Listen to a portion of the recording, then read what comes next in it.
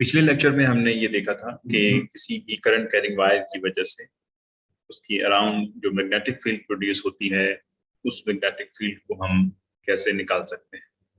और एक हमने infinite long current carrying wire consider करते हुए उसकी मैग्नेटिक फील्ड निकाला था। Now this is the last topic of the chapter number 20, force between two parallel wires. मिसाल के तौर पर अगर आपके पास एक वायर है जिसमें करंट I1 है, तो उसके अराउंड मैग्नेटिक फील्ड होगी, जैसा कि आप इस फिगर में देख सकते हैं।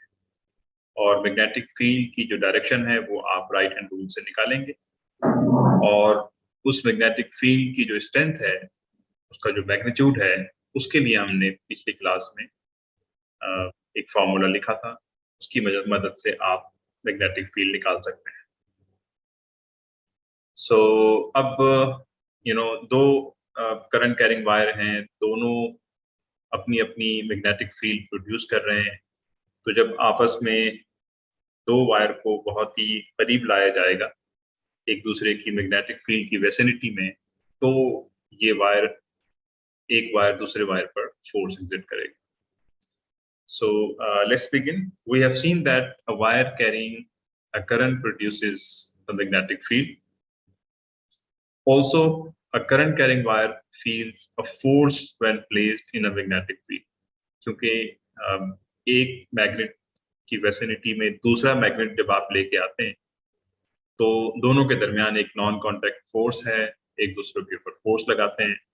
तो जो करंट है, करंट कैरिंग वायर, वो भी एक मैग्नेट के तौर पर कंसिडर किया जाता है, और उसकी मैग्नेटिक फील्ड भी हमने लास्ट क्लास में निकाली है। Thus, we expect that two current carrying wires will exert force on each other. एक करंट कैरिंग वायर दूसरे पे फोर्स लगाएगा, and as a result of Newton's third law, दूसरा जो करंट कैरिंग वायर है वो भी पहले वाले के ऊपर सेम फोर्स लगाएगा, लेकिन opposite direction. So, in order to find the magnitude of the force, consider two long parallel wires separated by a distance d. जैसा कि आप इस फिगर में देख सकते हैं, ये वायर नंबर 1 है and this is wire number 2, और ये दोनों एक डिस्टेंस d के ऊपर प्लेस किए गए। Keep in mind, both wires are parallel and the current in both wire has the same direction. इस वायर में जो करंट है वो ऊपर की तरफ है, और वायर नंबर 2 में भी जो करंट है वो ऊपर की तरफ है। तो इस तरह के जो करंट को हम पैरेलल करंट कहते हैं। They carry current I1 and I2 respectively. Each current produces a magnetic field that is felt by the other. ये अभी हमने देखा कि दोनों मैग्नेट हैं, जस्ट लाइक एक जो परमानेंट मैग्नेट होता है। फर्क ये है कि ये चूंकि इलेक्ट्रोमैग्नेट है, because the intensity of the magnetic field depends on current in a wire. Permanent magnet के अंदर जो उसकी इंटेंसिटी है वो कांस्टेंट होती है, वो चेंज नहीं की जा सकती। लेकिन किसी कांस्टेंट करंट के ऊपर ये वायर भी एक परमानेंट मैग्नेट के तौर पर कंसीडर होगा। तो जिस तरह से दो परमानेंट मैग्नेट आप एक दूसरे के करीब लेके आते हैं, और उसके नतीजे में आप ऑब्जर्व कर सकते हैं कि एक मैग्नेट दूसरे मैग्नेट पर फोर्स लगाता है, and this forces could be either repulsive और अट्रैक्टिव। ये डिपेंड करेगा कि पोलैरिटी जो है, वो जो फेसिंग पोलैरिटी है वो क्या है। तो इसी तरह से जब दो करंट कैरिंग वायर आपस में करीब आएंगे, वहां पर भी अगर पोलैरिटी सेम है, नॉर्थ नॉर्थ को फेस कर रहा है और साउथ साउथ को फेस कर रहा है, तो फिर रिपल्सिव फोर्स होगी, अदरवाइज फोर्स अट्रैक्टिव होगी। For example, the magnetic field B1 produces by I1 is given as follows. ये वो फॉर्मूला था जो हमने लास्ट क्लास में ड्राइव किया था। तो अब अगर हम सिर्फ वायर नंबर 1 को कंसीडर कर रहे हैं, जो कि ये वाली है, जिसमें करंट I1 है, तो इसके अराउंड जो मैग्नेटिक फील्ड होगी वो हम इस फॉर्मूले से निकाल सकते हैं। Mu naught is a medium characteristics constant है। I1 is a current in a wire number 1, 2 pi d, और ये जो मैग्नेटिक फील्ड है वो इस करंट कैरिंग वायर से एक d डिस्टेंस के ऊपर प्रोड्यूस हो रही। Now, because we need to find the force from the one wire to another wire, so the force F2 exerted by B1, अब हम क्या कर रहे हैं, इस करंट कैरिंग वायर नंबर 1 की वजह से जो फील्ड है B1, उसकी वजह से जो फोर्स इस वायर नंबर 2 पर लगेगी, उसका मैग्नीट्यूड हम निकालना चाहते हैं। और आप ये जानते हैं कि वहां पर मैग्नेटिक फील्ड और एक करंट कैरिंग वायर का जो लेंथ सेगमेंट है वो भी डिपेंड करता है। So the force F2 exerted by B1 on a length L2 of wire number 2 carrying current I2 has a magnitude as follows. Wire number 2 पर जो फोर्स लग रही होगी उसका फॉर्मूला ये बनेगा I2 B1 and L2। तो I2 और L2 जो है ये तो वायर नंबर 2 की कैरेक्टरिस्टिक्स होंगी, जबकि वायर नंबर 2 पे जो फील्ड लग रही है B1 वो वायर नंबर 1 की वजह से लग रही होगी। So let's substitute the value of B1 from this equation to this force. So finally you will have F2 is equals to mu naught I1 I2 divided by 2 pi d time L2।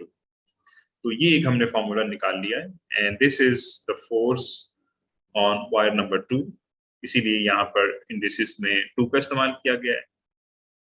और लेकिन अगर हम F1 निकालना चाहेंगे तो इसमें जो तब्दीली वाक़ई होगी वो सिर्फ और सिर्फ ये L1 में होगी, बाकी ये सारी की सारी चीजें सेम रहेंगी। Okay, so and also keep in mind that I1 exert an attractive force on I2 because I1 and I2 are parallel to each other. कुछ प्रॉब्लम देखते हैं, ये बुक की प्रॉब्लम्स हैं। मिसाल के तौर पर problem number 26, if an electric wire is allowed to produce a magnetic field no larger than that of the earth, इस मैग्नेटिक फील्ड अर्थ की जो मैग्नेटिक फील्ड है वो ये होती है 0.5 10⁻⁻⁴ टेस्ला। और ये कह रहे हैं कि जो वायर की जो मैग्नेटिक फील्ड है वो इससे ज्यादा नहीं है, यानी तकरीबन इतनी ही। At a distance of 12 centimetre from the wire, what is the maximum current the wire can carry? So this is the relation between magnetic field and current in a wire at a distance r, और यहाँ से आप I निकाल सकते हैं। So substituting the numbers from the given problem,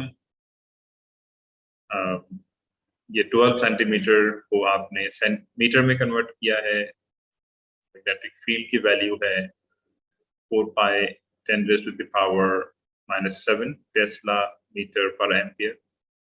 This is a constant and we call it permeability. और जब इसको सॉल्व करेंगे तो आपके पास करंट आएगा 30 ampere. So 30 ampere is current required in a wire to produce the magnetic field is something like equal to the earth magnetic field. Okay, problem number 27. Determine the magnitude and direction of the force between two parallel wires, 25-meter long and 4 meter and 4 centimeter apart, each carrying 25 ampere in the same direction. And because the current is in the same direction, that means the currents are parallel. So as a result of this geometry, there is an attractive force between two current carrying wires. So since currents are parallel, the force on each wire will be attractive. Formula is given here. Value substitute karenge and you will have a force 7.810 raised to the power minus 2 Newton, and of course attractive force. Another problem, 28. A vertical straight wire carrying an upward 28 ampere current exerts an attractive force per unit length 7.810 to the power minus 4 on a second parallel wire 9 centimeter away. What current, magnitude and direction flows in the second wire? तो दूसरी wire में जो current है वो हमें मालूम करना है. Since the force is attractive, the current must be in the same direction. So the current in the second wire must also be upward. And the same equation we need to use here. इसको जरा सा आप rephrase करेंगे in order to get the current in the second wire. ये formula है और इसमें जब आप वैल्यू सब्स्टिट्यूट करेंगे तो आपके पास करंट आ जाएगा. Current in second wire is 12.54 ampere.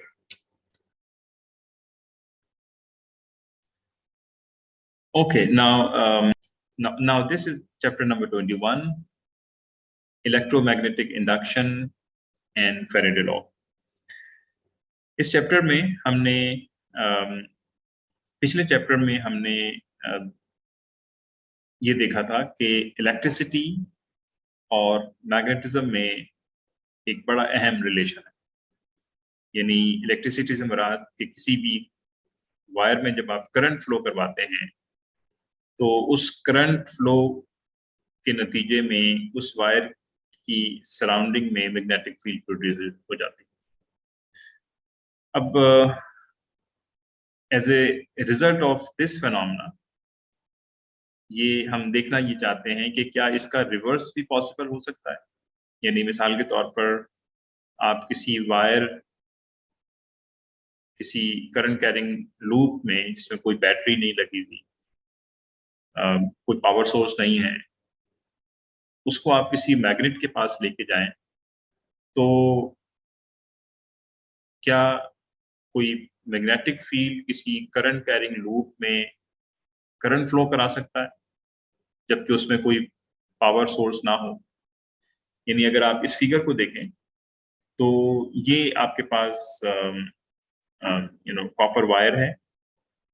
इस तरह की वाइंडिंग आपने देखी होगी मुख्तलिफ मोटर्स में और मुख्तलिफ इंडक्शन डिवाइसेस में. इस तरह की कॉइल्स लगी हुई होती. कॉइल का एक एंड जो है वो ये रेड वायर इस मीटर में जा रहा है और जो दूसरा एंड होगा वो इस ब्लैक वायर से दूसरी नॉब के साथ कनेक्ट किया गया है. And this is in fact ammeter, यानी करंट फ्लो के बारे में आपको बता सकता है कि कितना करंट फ्लो हो रहा है. और अहम बात ये कि इस पूरे सिस्टम में किसी जगह पर कोई बैटरी मौजूद नहीं है. यानी ये ऐसी ही बात है कि आपने किसी किसी वायर को लूप की शक्ल देकर उसके दोनों एंड्स को आपने मीटर के साथ कनेक्ट कर दिया है. अमूमी तौर से तो जब हम ऐसा करते हैं तो जाहिर है उसमें करंट फ्लो ही नहीं होगा, क्योंकि करंट फ्लो होने के लिए ज़रूरी है कि वायर की दोनों एंड्स को आप किसी पावर सोर्स के साथ कनेक्ट करते हैं, किसी बैटरी के साथ कनेक्ट करते हैं। लेकिन यहाँ पे ऐसा नहीं है, यहाँ पर किसी जगह पे आपको बैटरी या कोई पावर सोर्स नज़र नहीं आ रही। लेकिन आप ये देख सकते हैं कि मीटर की जो निडल है वो उसके अंदर डिफ्लेक्शन मौजूद है। 0 से वो डिफ्लेक्ट होकर कुछ नंबर दिखा रही है। तो ऐसा कैसे हो रहा है?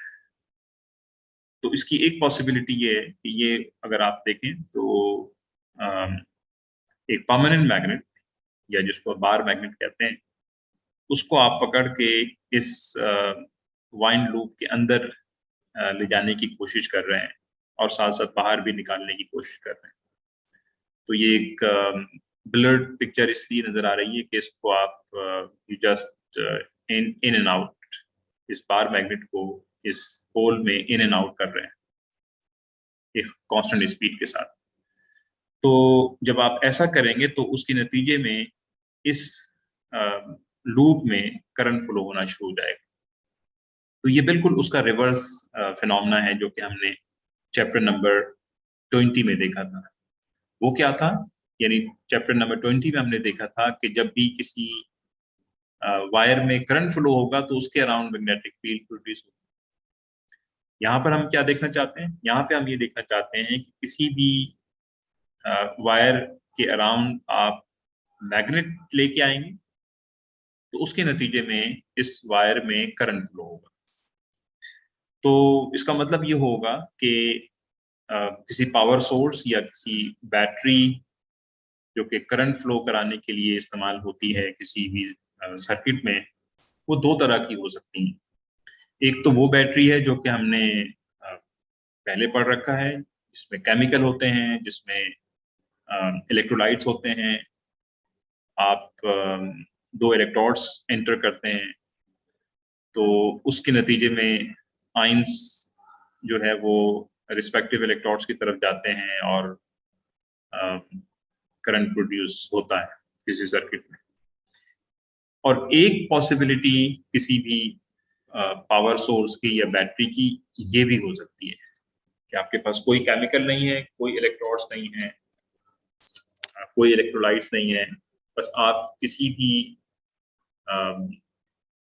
वायर को एक लूप की शक्ल दें और उस लूप में आप मैग्नेटिक फील्ड को तब्दील करना शुरू करें। तो जब आप ऐसा करेंगे तो उसके नतीजे में आपको करंट मिलेगा। और इसकी बेहतरीन एग्जांपल जनरेटर है, जिसको हम इस चैप्टर में देखेंगे।